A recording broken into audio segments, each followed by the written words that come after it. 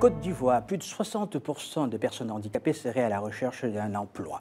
L'association La Libellule propose de les aider à s'insérer professionnellement grâce à des partenariats avec les grandes distributions.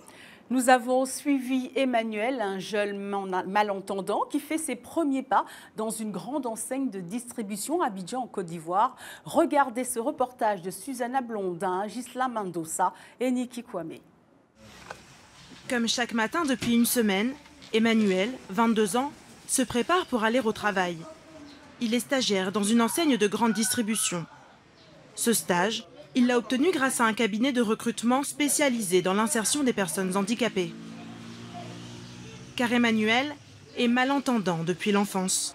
C'est en langue des signes qu'il communique avec ses proches. Ce handicap lui a fermé les portes de l'enseignement supérieur et, par ricochet, du marché de l'emploi. J'ai obtenu un bac B option économie. Mais comme il n'y avait pas de cursus adapté aux personnes malentendantes, je n'ai pas continué les études. C'est l'une de ses premières opportunités professionnelles dans ce supermarché du quartier de Marcory.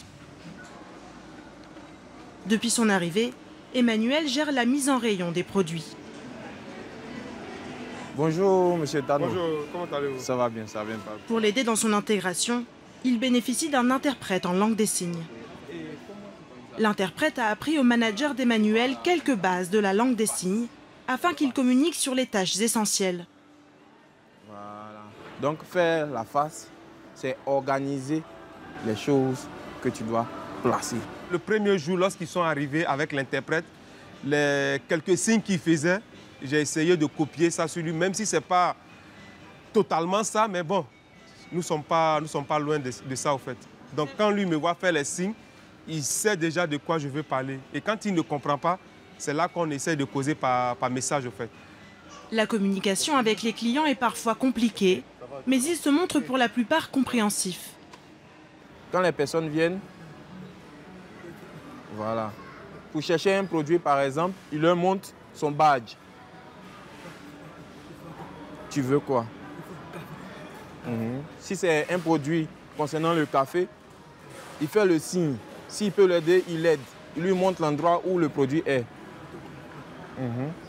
Quand il ne sait pas maintenant, il appelle le chef en renfort pour venir s'occuper du client. Les sourds-muets sont nombreux. Ils sont une association, ils sont nombreux.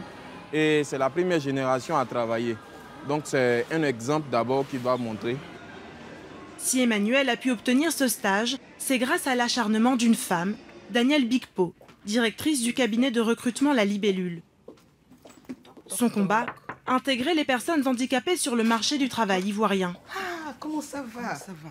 Bonjour. Ce matin, elle vient faire le point avec le DRH de l'enseigne. Ça se passe très bien. On est tous assez satisfaits de cette première phase, on va dire, pilote. Pour la petite histoire, les autres magasins nous demandent quand est-ce qu'arrive leur stagiaire. C'est très bien, c'est très bien. L'initiative est une première en Côte d'Ivoire, dans un pays où l'insertion des personnes handicapées reste compliquée. L'accès au marché du travail est très difficile pour tous les types de handicap, mais encore beaucoup plus pour les sourds et malentendants parce qu'il y a un réel problème de communication. Le décret de 2018 dit que pour l'effectif de 100 personnes dans une entreprise, il faut une personne en situation de handicap. Mais bien évidemment, puisqu'il n'y a pas de sanction derrière, les entreprises ne l'appliquent pas. En Côte d'Ivoire, plus de 60% des personnes handicapées seraient à la recherche d'un emploi. Daniel et son cabinet espèrent qu'Emmanuel et d'autres stagiaires décrocheront un contrat à l'issue des 2 mois de stage et que d'autres entreprises joueront le jeu.